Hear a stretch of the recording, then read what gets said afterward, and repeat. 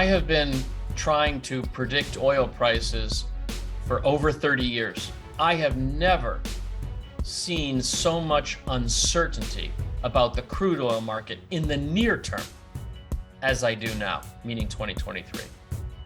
I'm much more confident about the years to come. I think we are entering a multi-year boom phase in oil this decade. On that, I'm very sure. But near term, never has the picture been so unclear. 예, 전 세계의 훌륭한 구루들을 찾아서 그들의 인사이트를 들어보는 동아시아 유일의 글로벌 경제 인터뷰 프로그램 글로벌 머니톡, 오늘도 경건한 마음으로 시작하겠습니다. 글로벌 머니톡에 경건함을 늘 더해주고 계시는 중앙일보 강남규 기자님, 어서 오십시오. 네, 강남규입니다. 네. 근데 경건함을 더해주는 그다음 왜 또 웃어? 죄송합니다. 다시 한번 갈까요? 아니야.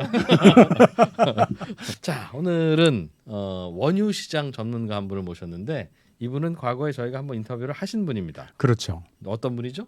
로버트 맥널리, 조지 W 부시 시절의 백악관 에너지 특별 보좌관. 근데 그 앞에 직함이 하나 있습니다. 국가경제위원회. 네, 국가경제위원회 에너지 특별보좌관. 사실 국가경제위원회는 좀 막강한 참모 조직입니다. 사실은 백악관 내에서. 예.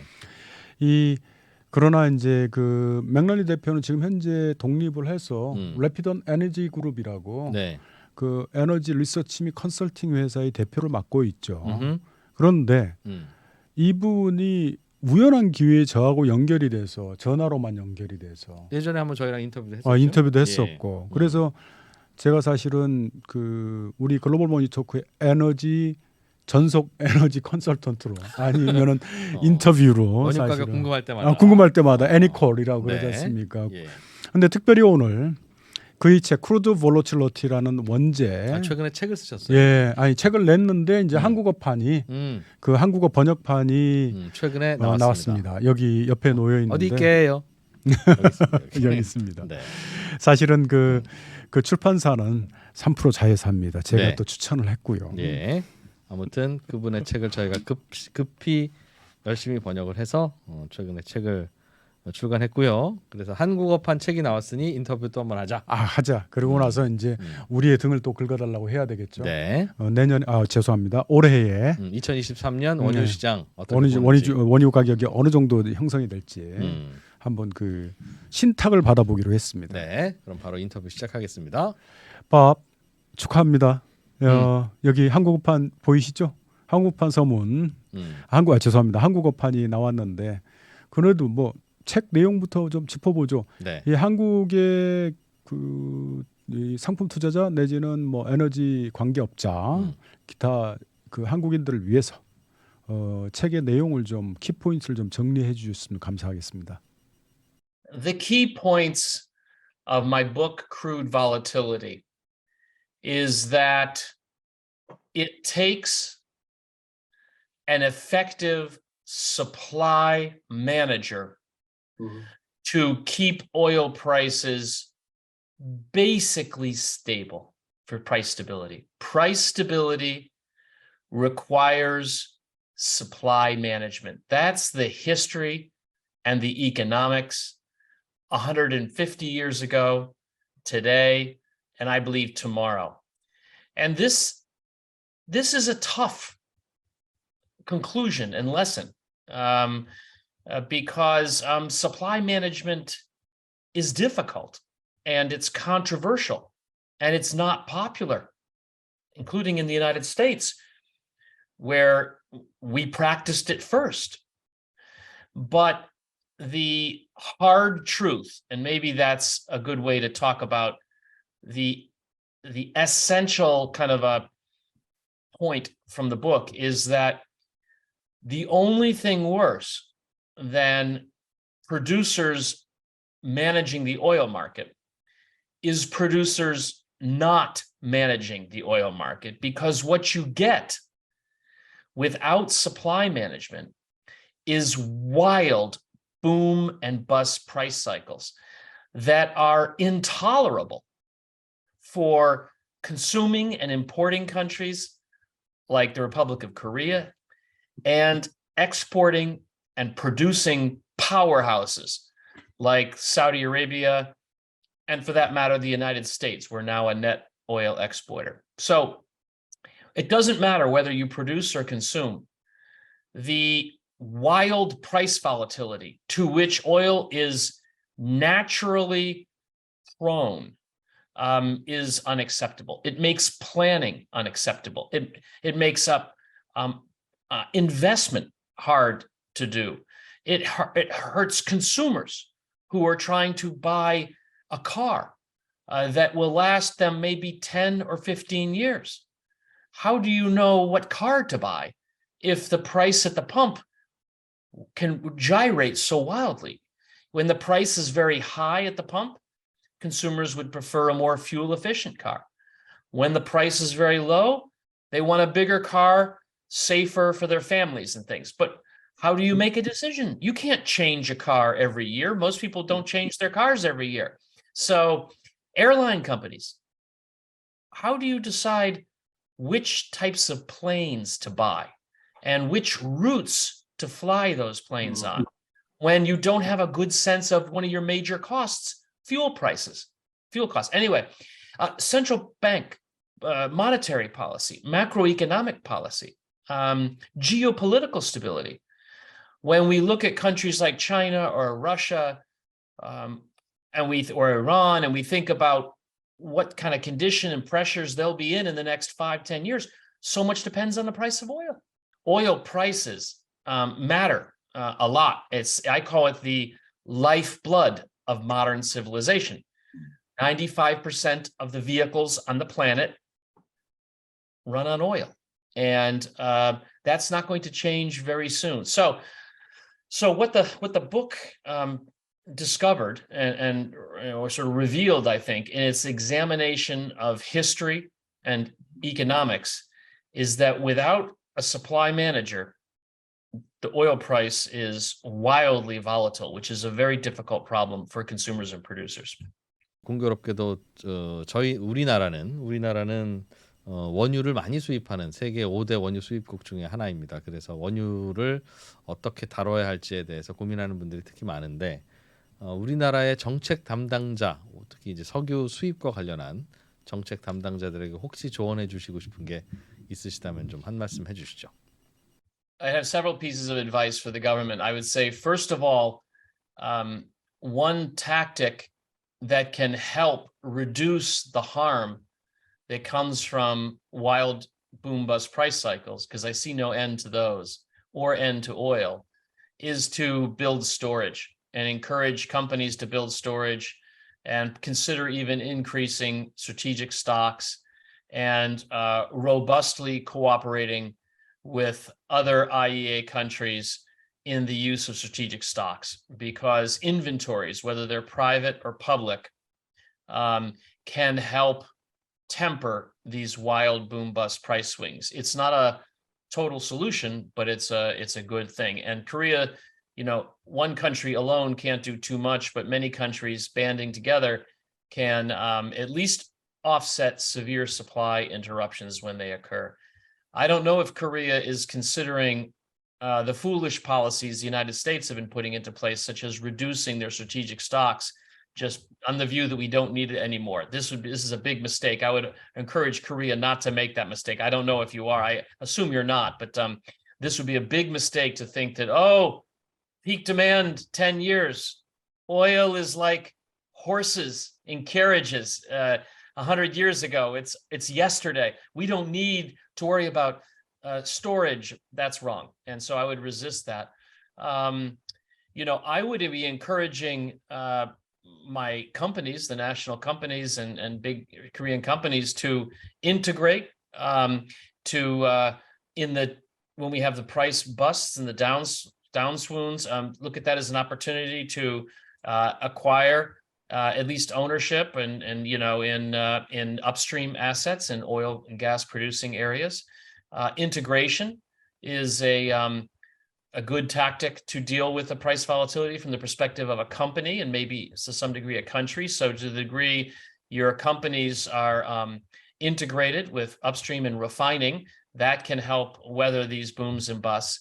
One thing I think Korea could and should push for is better international data. The volatility is made worse by the very poor data that countries provide and we have for the public, right? That creates more uncertainty, which exacerbates the volatility. So pushing within the IEA and other fora, not only to provide its own excellent data, but to encourage other countries to do so, I think is something that can help. These are all, let's say, like taking aspirin for a headache. It's not going to cure you. It's going to maybe reduce some of the symptoms, maybe help you manage the problem. Yeah, and I would be cautious about, how quickly we see an uptake in electric vehicles and a demise of oil demand. If I was Korea, which is so dependent on imports and with very little production, very vulnerable to making the wrong decision in terms of when oil demand is about to peak. You don't want to make that mistake. And so I find these days, for over 30 years, I have been sort of both a policy maker, but also mainly a participant and observer of the markets. And I've never seen so much hype and politicization around the energy discussion. And there's this fantasy idea that governments are going to push their consumers into a peak demand for oil very soon, 10 years or less. And I see no evidence for that. I think I understand why countries wish to do this and people want to believe it will happen for climate change reasons. I understand the imperative and the strong desire to eventually stop growing the carbon emissions and then start to reduce them. I understand that. But having a wish for something and then expecting as an analyst for it really to happen and betting your country's future on it are two different things. And so I would make sure in all of the thinking you're doing about the amount of import dependence going forward, the need for refining capacity, the investment in alternatives and everything, that the analytical framework in Korea is very objective and very clear-headed and not influenced by political wishes or wishful thinkings. That would be something I think that is the biggest problem. In some ways, objective analysis of energy is the biggest problem around the world. Huge problem in the United States, huge problem at the IEA. And I would hope that, if Korea is resisting that. So that would be something else I would urge Korea to do, is to make sure that your policy thinking and your analysis is very, very objective. 저자 직강을 듣는 느낌이네요. 그렇죠? 네. 예. 이런 게 사치 아니겠습니까? 그렇죠. 네. 사실 이 맥널리 대표는 기본적인 스탠스죠. 오랜 인터뷰를 해봐도 그렇고 이번에도 똑같이 말씀을 하시는데 원유의 시대가 과연 우리가 전기차와 대체 에너지 등에 의해서 원유의 수요가 줄어서 나중에 원유가 옛 이야기가 될 것이냐. 결국 그럴 가능성이 없다. 그 원유는 역시 중요한 에너지원이다. 200년 후에도 우리는 석유로 기름통을 채운 차를 끌고 다닐 것이다. 그럴 수도 있죠. 그래서 우리가 단순 시나리오에 너무 집착하지 마라.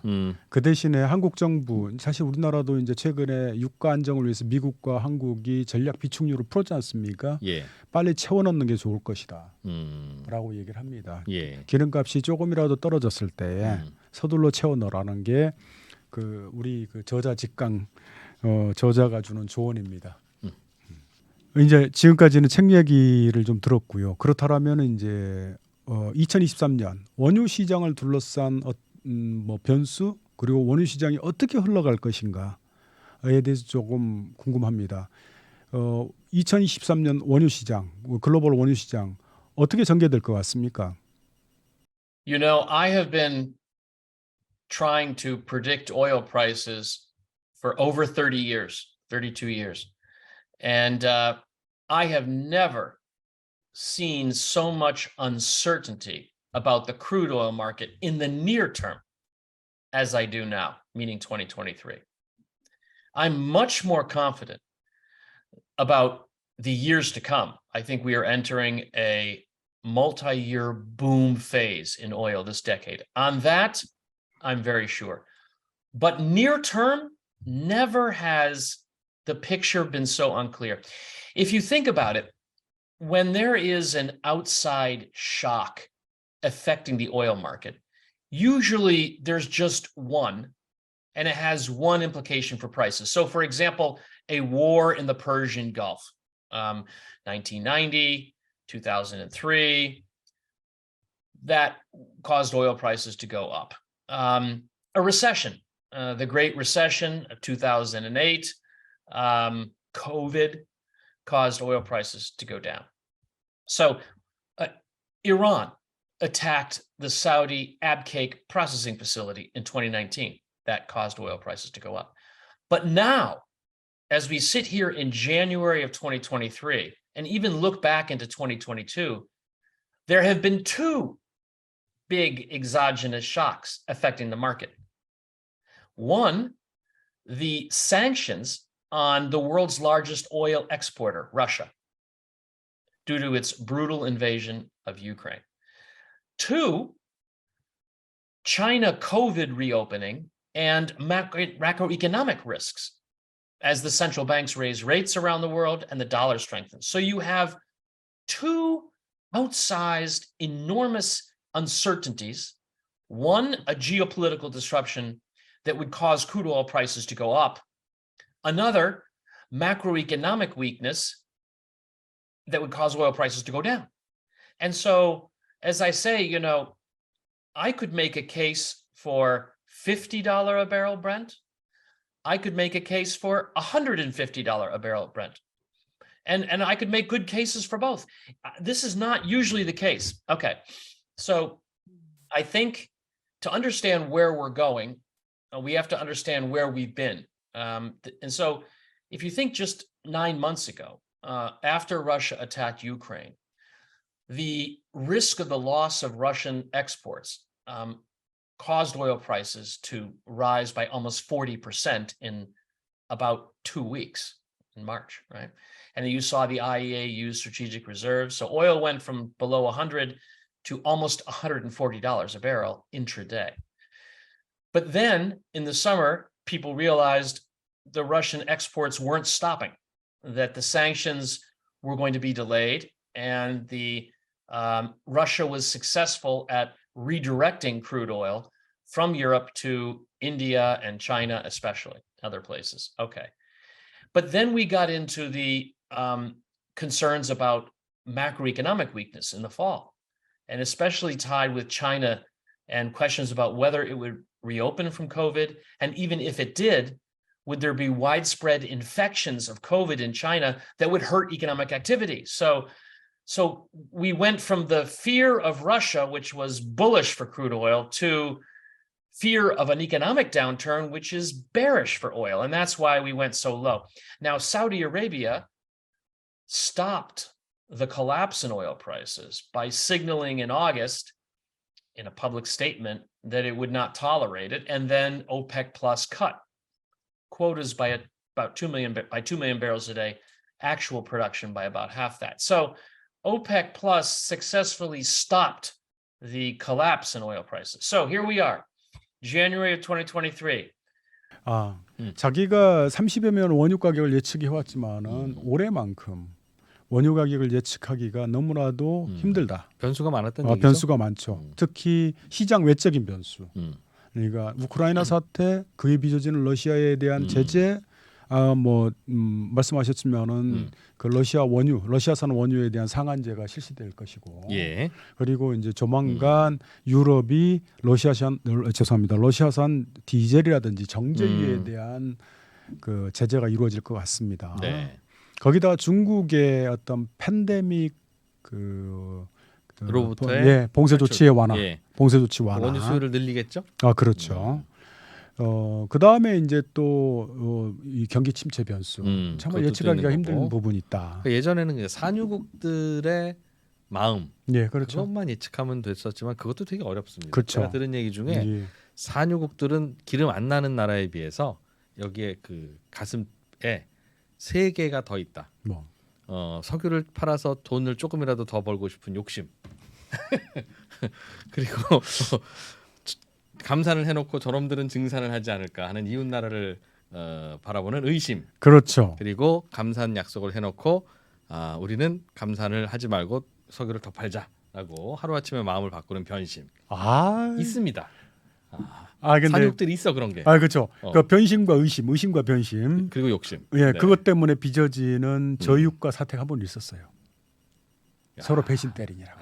그렇지. 1990년대 초반에 네. 하도 그 생산 쿼터를 어기는 바람에 사우디가 내몰라라 하고 이른바 스윙 프로듀서, 그러니까 생산량 조절자로서의 이 뭐랄까 그 업을 포기해 버렸습니다. 그 바람에 배럴당 $20대로 쭉 떨어져서 상당 기간 저유가 시대가 열렸습니다. 그때 우리 한국 재미 봤습니다. 그랬었군요. 예. 네. 자, 또 쓸데없는 소리 그만하고 인터뷰를 이어가 보죠. 예, 대표님 그 지난해에 있던 이슈 중에 하나가 러시아 원유에 대한 특히 유럽 중심의 소비국들이 러시아 원유를 특정 가격 이상으로는 사지 않는 러시아 원유 상한제도 시작을 했었고, 또 뭐 중국이 봉쇄가 완화되면서 올 한 해 또 다양한 수요가 늘어날 것 같기도 한데, 이런 그 변수들, 과거는 없었던 변수들이 유가시장에 미치는 영향은 어떨 걸로 보십니까? It depends on the interplay of Russia and China. Now, I tend to be bullish on balance, although, again, there's huge uncertainties. Why? Well, the Russian sanctions were delayed, but they are going into effect. The European embargo on crude oil imports went into effect on December 5th. And even more importantly, on February 5th, the EU embargo on refined product imports, especially diesel fuel, will go into effect. And we're starting to see seaborne exports of Russian oil fall. And this price cap mechanism that the US developed with other G7 countries, it's designed primarily to help Russia continue to sell oil. And I don't think it's going to have a big effect one way or the other. The real big factor is the Europeans, which were taking about half of Russian oil exports, soon will be taking almost none. And Russia will be challenged to redirect those exports to other countries, asking India and China to take even more. Even if these countries were willing, there's a question of how many tankers are there in the world to move all of the oil and so forth. And so I do think we're going to start to see a drop in Russian exports and then production. Meanwhile, China has decided to reopen. And although it is now experiencing widespread COVID infections and unfortunately deaths, as we look to maybe the spring, we think that process will be over and Chinese oil demand will recover, especially air travel in China. Jet fuel has been depressed quite a bit. And so we think Chinese demand will increase. And the oil market is still tight in terms of inventories being relatively low. So we think maybe oil prices later this year will rise above $100 a barrel, but then settle down into sort of an $80, $90 range because the macroeconomic pressures are strong. I mean, the central banks are raising rates. They will continue raising rates. Inflation is still a concern. Equity markets are down. Europe is going to go through a very difficult winter, even though so far, thank God, it's been relatively warm. But Europe, even if it manages to avoid big natural gas outages or shortages, consumers and the economy are going to pay a much higher price for gas. And then there's a worry about next year as well. So I still think that these big negative macroeconomic pressures will prevent oil prices from going much higher than, the low $100 range.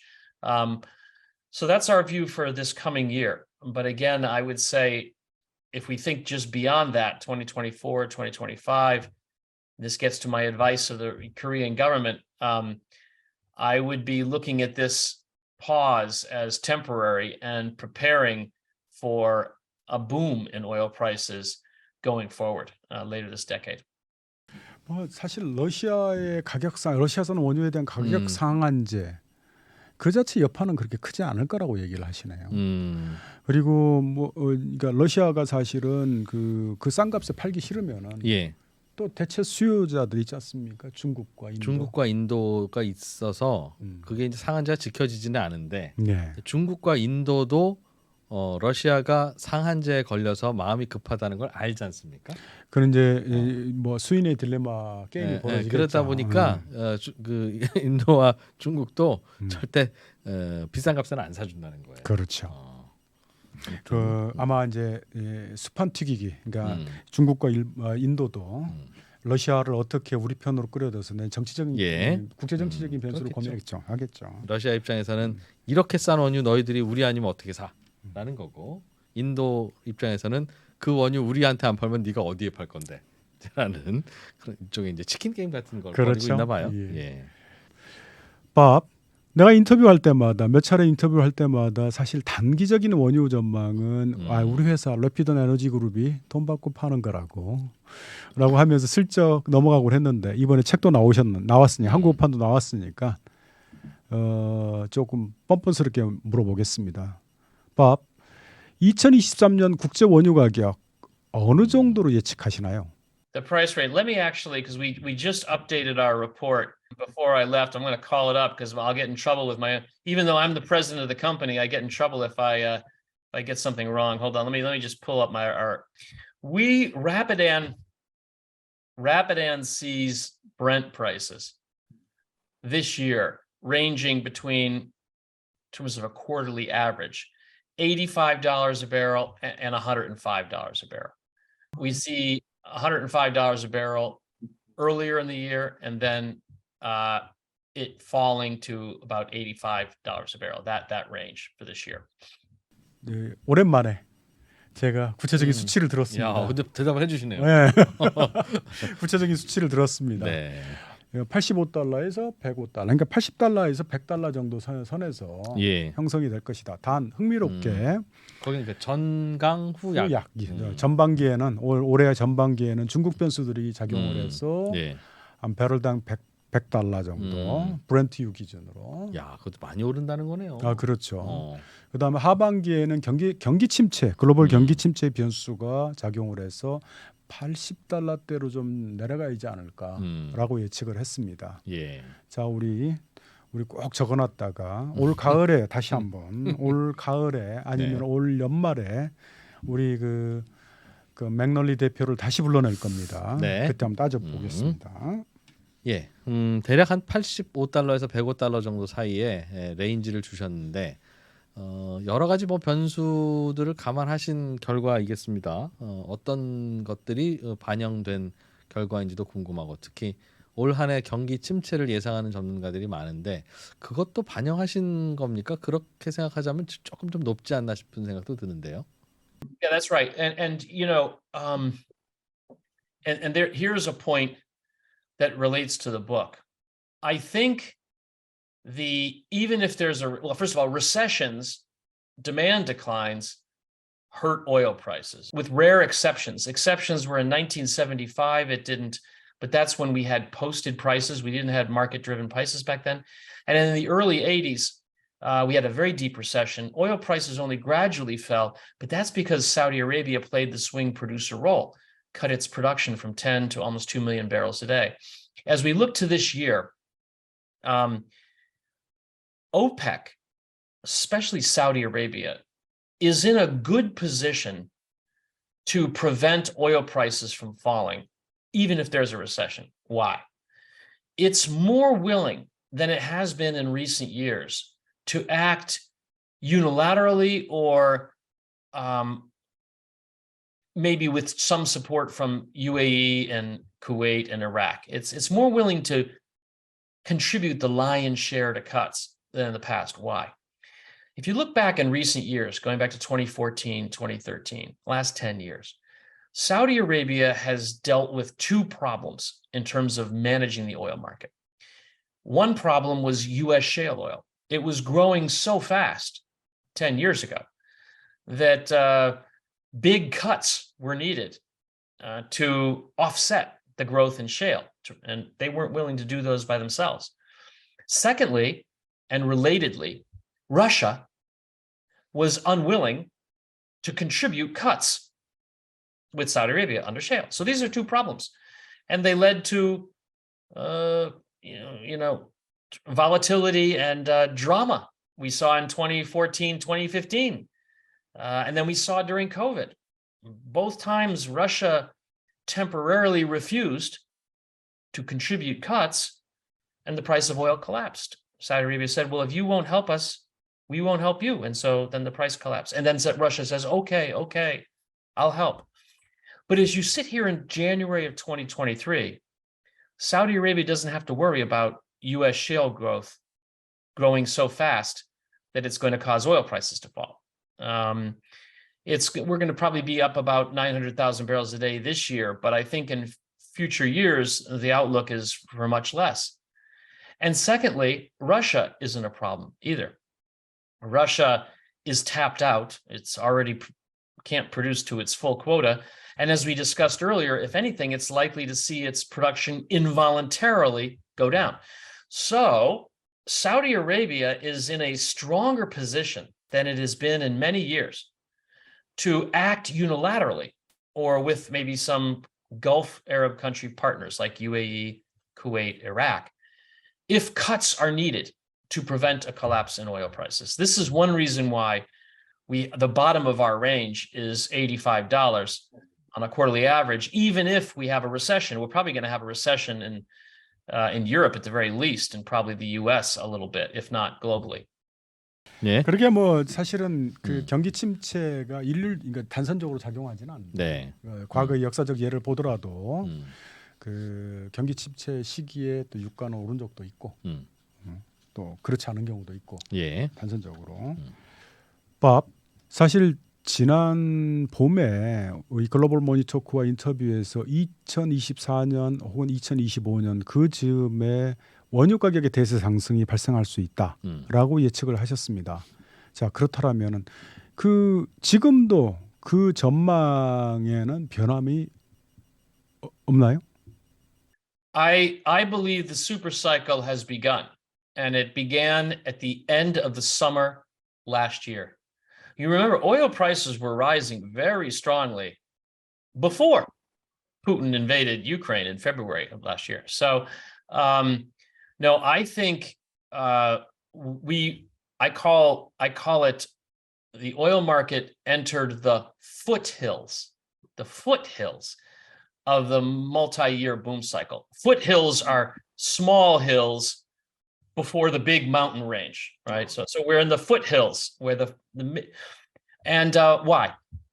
One, the huge oil inventory surplus that had accumulated since 2015 had been reduced by the end of the summer last year, and inventories were back in the normal range. That's very important. Two, spare production capacity in OPEC plus countries was falling and back into what I would call a tight, a small amount, 3 million barrels a day. Now maybe 2.5. So we no longer have this huge excess of quickly producible oil, okay? And the spare capacity that exists is mainly in Saudi Arabia. And three, we were beginning to see the end of COVID. The restrictions were being lifted in the United States, in Europe, and in other places earlier this year. So China was the exception there, but outside of China, the world was getting back to normal. And so those were the conditions, I believe, that needed to be in place for the beginning of the next multi-year super cycle, boom cycle. Boom will follow bust. That's just, you ask a history, the essence of my book, Crude Volatility, boom follows busts, like night follows day. It's It's natural, it's unavoidable, and the only thing that can stop it is an effective swing producer. And as we get into this boom cycle, I don't think OPEC Plus will be able to prevent it. They do not hold enough spare production capacity. They aren't investing fast enough in upstream capacity to do that, in my view. And finally, so I think we entered the beginning at the end of the summer of 2020 to 2021. Now this is 2021 now. I'm getting my years, it's 2023. So we're in the foothills. But the next big surprise, the boom cycle won't really start until more people understand that oil demand is not about to peak.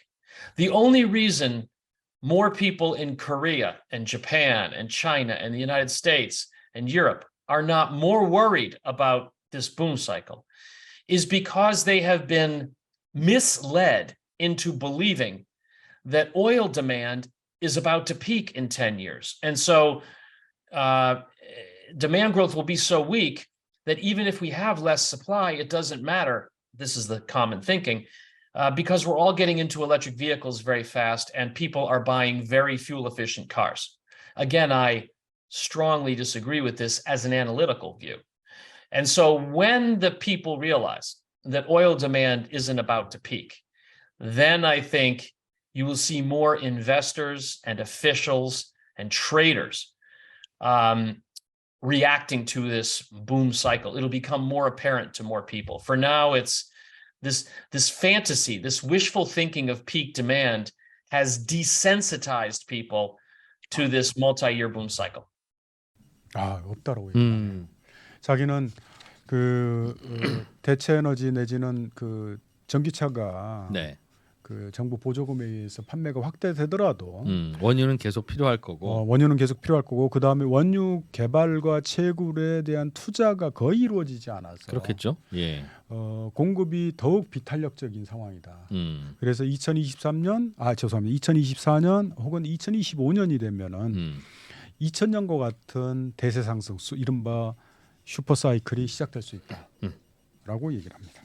2024년이면 바로 내년이에요. 그렇죠. 대표님 혹시 그러면 2024년이면 내년인데요. 내년에 원유의 슈퍼 사이클이 시작되면 저희가 듣기에는 내년에 또 한 번 큰 인플레이션이 온다는 이야기로 들리고 그거는 또 새로운 변수와 만만치 않은 이야기가 되는데 그렇게 이해하는 게 맞겠습니까? It'll drive inflation. I mean, the super cycle itself will be driven simply by demand exceeding supply, very simply. And that will force prices higher. And that will stoke inflation in the broader economy because especially companies, trucking companies, factories that require oil or oil inputs as costs of doing business will pass those along to their consumers. So it gets passed along in the broader price level. So oil price shocks, oil price increases, which I expect to see on a sustained basis, will exacerbate the inflation problem because it will force producers to pass along costs that then show up in the price of consumer goods, from vegetables in the supermarket to mascara and medicines to just about everything we buy and consume.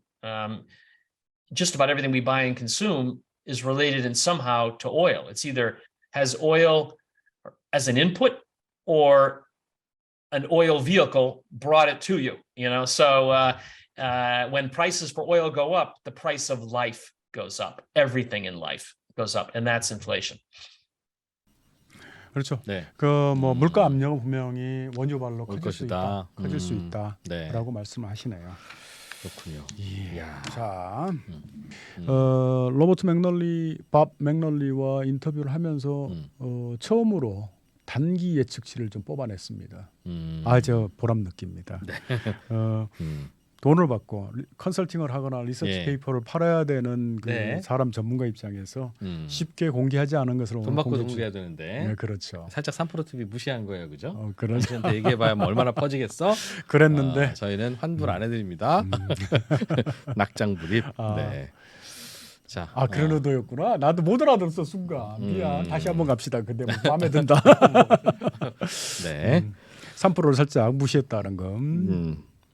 자, 뭐 그렇거나 저렇거나 뭐 자세하게 알려주시면 좋은 거죠. 뭐. 아 그렇죠. 그리고 사장님을 인터뷰하니까 예. 그냥 과감하게 푸시네요. 아 그렇죠. 네. 아 그리고 또 한국어판도 나왔대는데. 그러니까 이게 책이 나오고 나면 그 저자의 마음은 그 그냥 유치원 막 보낸 그 부모의 마음처럼 선생님이 하라는 거 다 해야 됩니다. 좀 조금 그런 말로 지적 허영이라고 얘기를 합니다. 뭐 어쨌든 나의 알물 좀 알리고 싶고 네. 그런 겁니다.